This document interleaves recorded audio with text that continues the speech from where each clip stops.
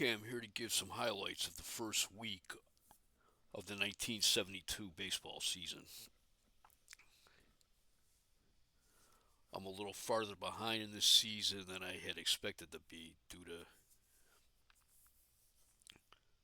some unforeseen circumstances. I ran a golf tournament that took longer than I expected.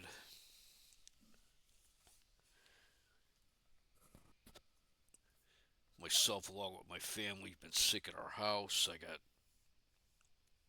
sucked into binge watching a TV show. And I have a couple of books I got out of the library that I was spending a lot of time reading.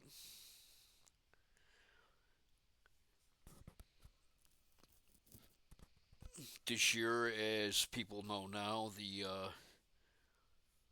season was delayed for, I believe, 11 days because of the players' strike. Opening day was scheduled to be on April 4th with a one game set between the Houston Astros traveling to Cincinnati. Season was delayed because of the strike until April 15th. The strike was settled on April 12th, and it was decided to start play on Saturday, April 15th.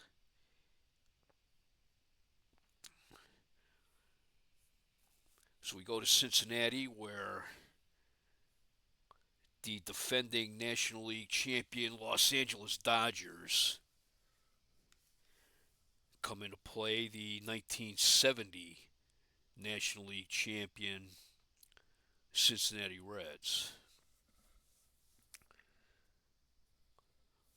The Reds are hoping for a big comeback this year. They won 92 games in 1970, but last season, 1971, they only won 78 games. They swung a big trade with Houston, sending Lee May, Tommy Helms, and uh, Jimmy Stewart, I believe, to Houston in exchange for Joe Morgan, Dennis Menke, Cesar Geronimo, Jack Billingham, and minor leaguer Ed Armbruster.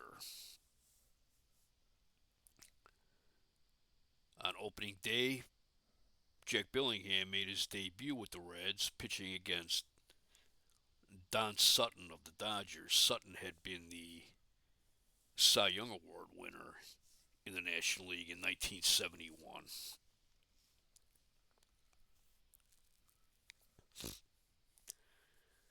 Cincinnati had, let's see, I believe, looks like they had four of the former Astros in the starting lineup. Joe Morgan at second base, Dennis Mickey at third, Cesar Geronimo on right, and Jack Billingham pitching. They also had Bobby Tolan, who had missed all of 1971. He had torn his Achilles during the off season after the 1970 season while playing basketball with the Reds basketball team.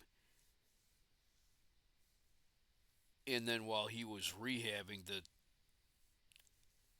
get back into the lineup, he tore it again while he was working out with the Reds. I believe that was in May, and that ended up costing him the entire season.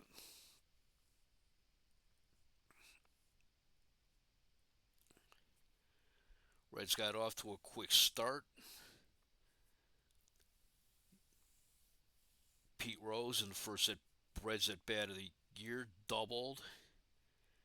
Then Tolan came back, making his first appearance since 1970. Doubled, scoring Rose, and then Johnny Bench singled that scored Tolan. Johnny Bench was the MVP in 1970, but last year he was bothered by a bad wrist, and he was playing in a lot of pain, especially in the first half of the season. And he had quite a come down after his 1970 season. He was also the Rookie of the Year in 1968.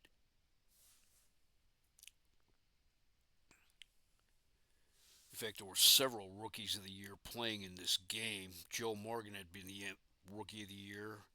Johnny Bench, Rookie of the Year. For the Dodgers, Maury Wills had been Rookie of the Year. Frank Robinson, making his debut with the Dodgers, had been Rookie of the Year. And pitcher Don Sutton had been Rookie of the Year. Frank Robinson came back. He had played with Cincinnati from 1956 until the end of the 1965 season. And he went 1 for 3 with 2 walks. Reds were up in this game 4-0. And then the Dodgers were able to score 3 in the fifth. That inning was highlighted by a 2-run triple off the bat of Bill Buckner. And then in the ninth, Cincinnati still led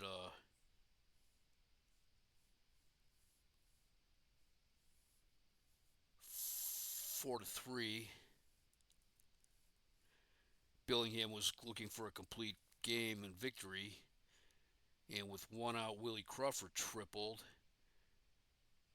And then with 2 outs, pinch hitter Manny Motis singled, and that tied the game. Ed Sprague came in to pitch for the Reds in the 10th.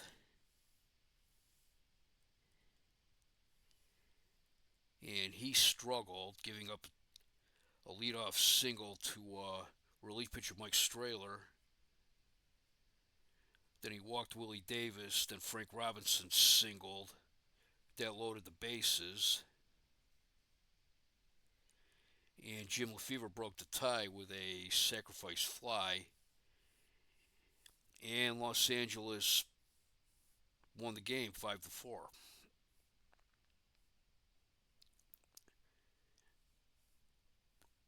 A little bit earlier that day, in New York at Shea Stadium, they had a short ceremony and a moment of silence for manager Gil Hodges, who had died of a heart attack on Easter. And this is Yogi Berra's first game managing the Mets. This was Doc Ellis against Tom Seaver, as the Mets hosted the world champion Pittsburgh Pirates. Roberto Clemente enters this game. He needing 59 hits to get to 3,000. And Clemente started moving toward 3,000. He went 2 for 5 with 2 runs scored and 2 runs batted in. I estimate that as long as he doesn't get hurt, he will reach 3,000 sometime in June. Doc Ellis went all the way for Pittsburgh, giving up 5 hits and 1 run, while Tom Seaver had some difficulties. He went 6 2/3 innings, giving up 8 hits and 6 runs. And he got the loss. This was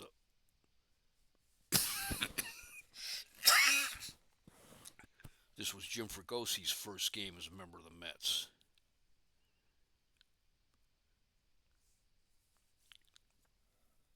He came to the Mets moving from shortstop to third base,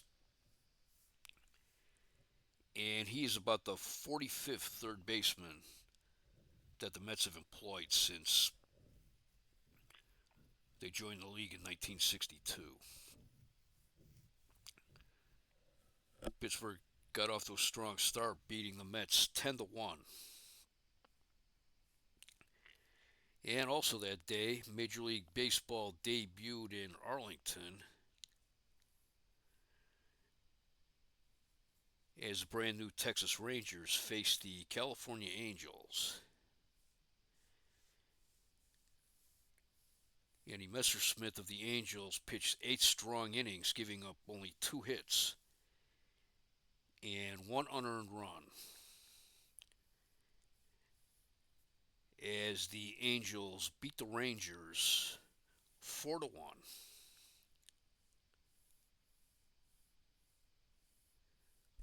Or I take that back. That game was in California, but it was Texas's first game. Oh, sorry, I'm looking right at it and I'm still saying it wrong. The next day on Sunday, there was a good doubleheader in Kansas City between the Chicago White Sox, the reigning AL West champs, against Kansas City Royals, who seem to have strengthened themselves during the off season.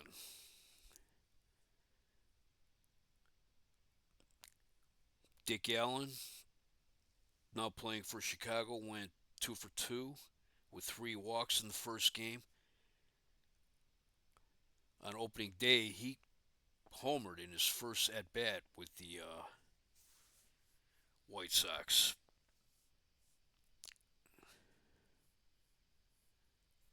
Stan Bonson made his debut with Chicago, and he had some trouble going 5 innings and taking the loss 5-4. Young John Mayberry of the Royals went 2 for 3. And you'll be hearing about him a little bit later as well.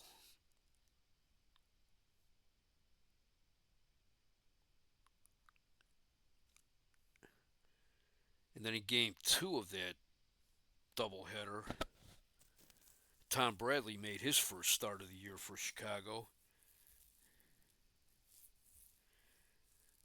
pitching a complete game shutout as the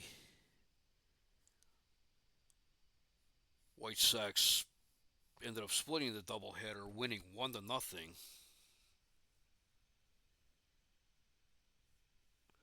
Rookie Monty Montgomery of the Royals pitched 8 strong innings as well,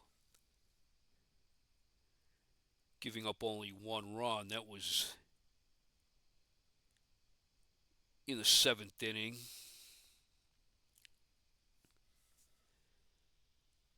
When Ed Herman singled with runners on first and third and 2 outs, scoring Carlos May, the 1971 AL MVP, with the only run of the game.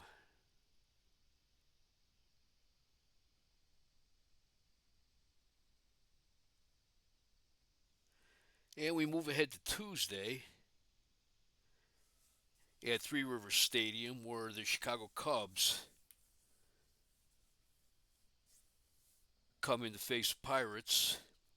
It's the bottom of the 9th.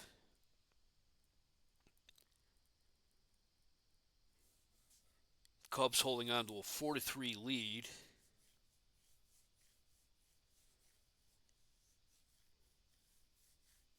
And with 1 out,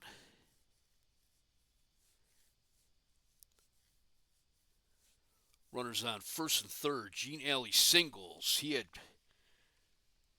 Gene Alley had gotten some big hits in the World Series last year. That ties the game. And then Roberto Clemente flied out for the second out.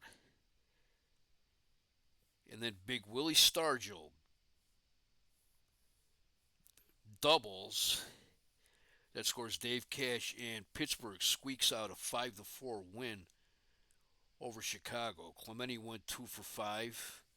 Willie Stargent went 4 for 5 in that game with 3 runs batted in.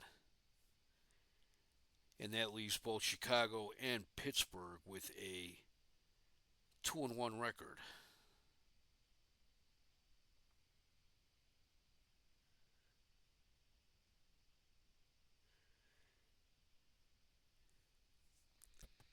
And the next day, on looks like Wednesday, at Riverfront Stadium, at the end of 6 innings, the Astros are leading the Reds 8-3, but Cincinnati scores 2 runs in the 7th. Then in the 8th inning, they send 7 men to the plate, scoring 3 runs with Johnny Bench with a 2-run double, and then Tony Perez doubling. That scores Bench to tie the game. So at the end of 8, the game is tied at 8. And then in the bottom of the 9th, Pete Rose singles. That scores Hal McRae to win the game 9-8 for the Reds.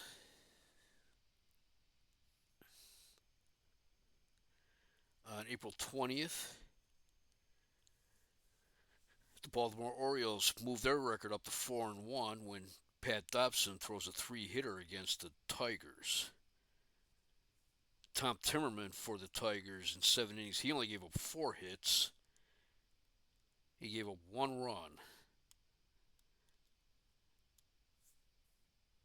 Paul Blair driving in Don Buford with the game's only run, with Baltimore winning 1-0.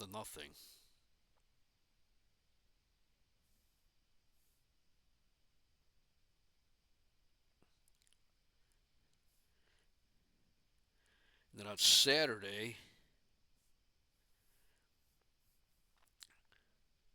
was a doubleheader. The first game was my game of the week. The Chicago White Sox taking on the Kansas City Royals.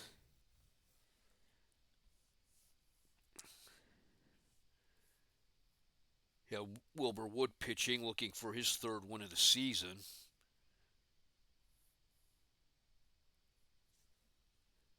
And at this point, Chicago was 4-1 on the season, so he's already off to a hot start. And Chicago was leading the game 3-1 in the 9th.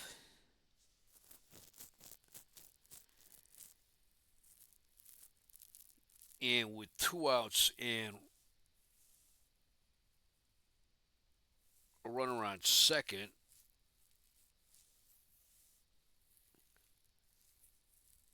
or with 2 outs and a runner on first, I'm sorry, Jerry May of Kansas City doubles, making the game 3-2, and then Bobby Floyd followed with a single. That tied the game for Kansas City. And then in the bottom of the 11th, Dick Allen leads off the bottom of the 11th and hit with his 2nd home run of the year. That ended the game 4-3. Now John Mayberry, young John Mayberry of the Royals, that day went 4 for 5 with a home run and a double. Scored 2 runs,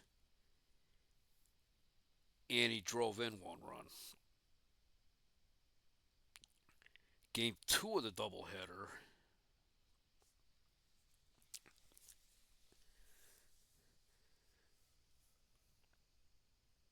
this is Monty Montgomery against Tom Bradley. And Kansas City had no trouble today. They beat Chicago 10-4 in that game, but John Mayberry for Kansas City hit a home run in his first at bat, tripled in his second at bat, was intentionally walked in his third at bat, or his time at the plate. Then his fourth plate appearance of the game, he singled. So in the eighth inning, needing only a double for hitting the cycle, that's exactly what he did. He hit a double. So he hit for the cycle that day. He went 4 for 4 in the second game with a home run, triple, and a double. So for that day, Mayberry went 8 for 9 with 2 home runs. He had quite a day that day, young John Mayberry. Lou Piniella, he went 3 for 5 in that second game, and Bob Oliver went 3 for 4. While Pat Kelly went 3 for 5 with a triple for Chicago.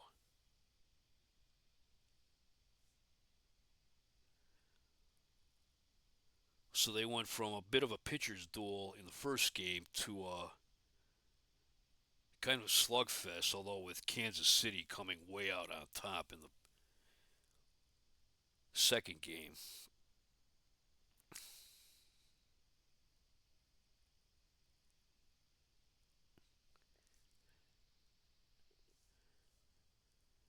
On the same day,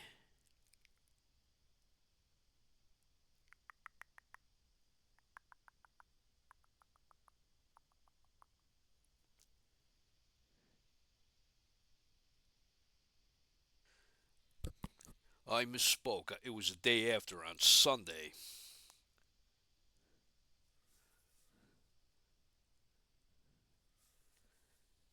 As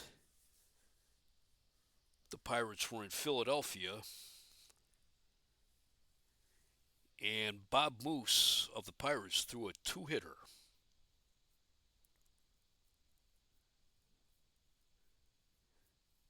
Giving up only a third inning single to Mike Anderson and a ninth inning single to pinch hitter Ron Stone. As the Pirates beat the Phillies 2-0. Woody Fryman of the Phillies also threw a complete game, and he only gave up 4 hits, but he gave up 2 runs. They were driven in by Willie Stargell and Gene Alley. As Sanguine and Stargell scored 2 in the Pittsburgh second inning.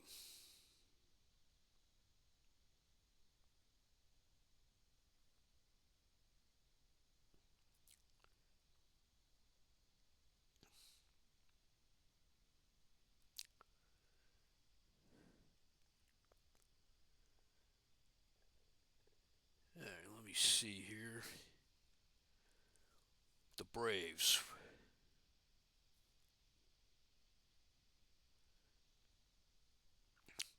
Henry Aaron enters the season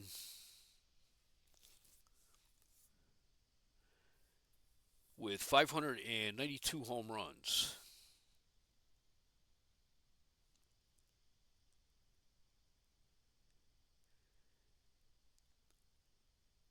And that weekend against Cincinnati,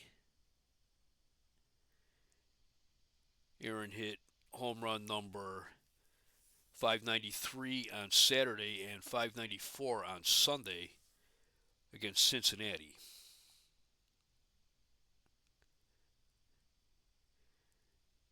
And then in one of the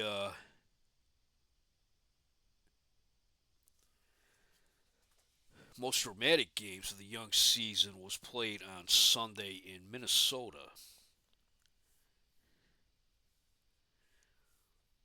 with Ken Holtzman making his second start for Oakland after coming over from Chicago against Bert Blyleven, who had been the Rookie of the Year in 1969. They each went 9 innings.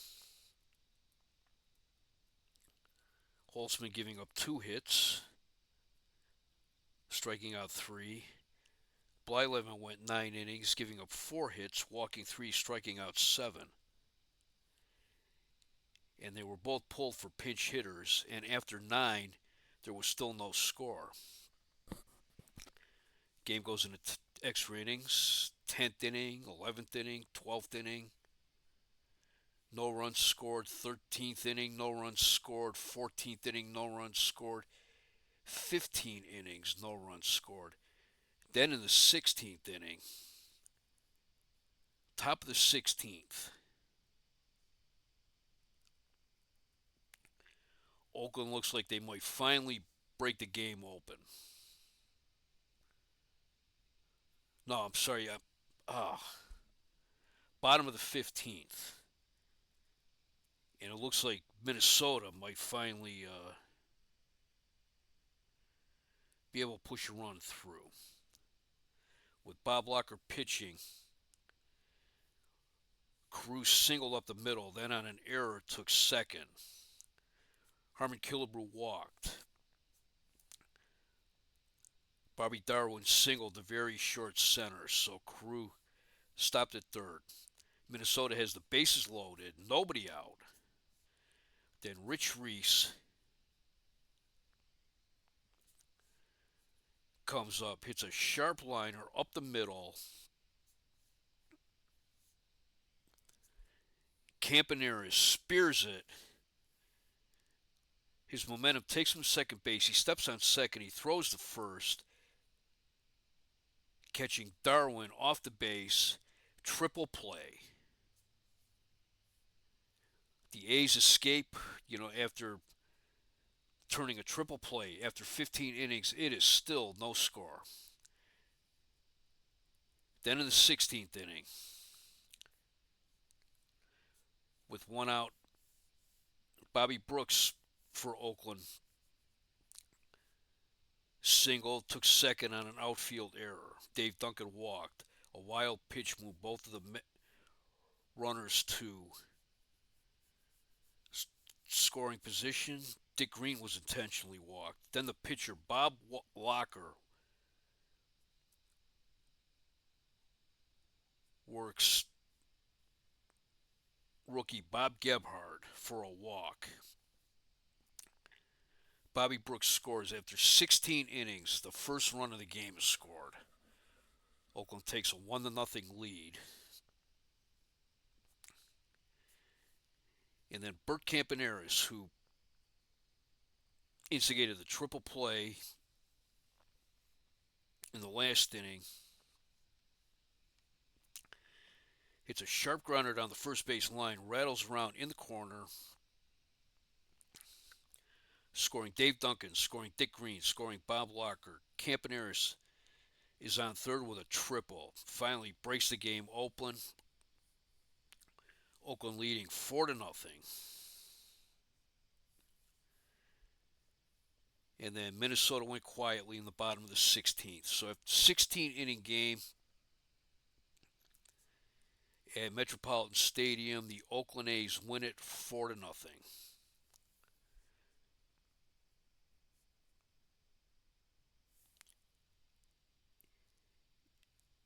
And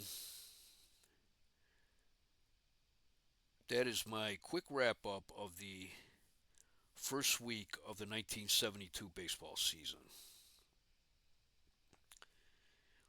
Hope you enjoyed this, and thank you for watching.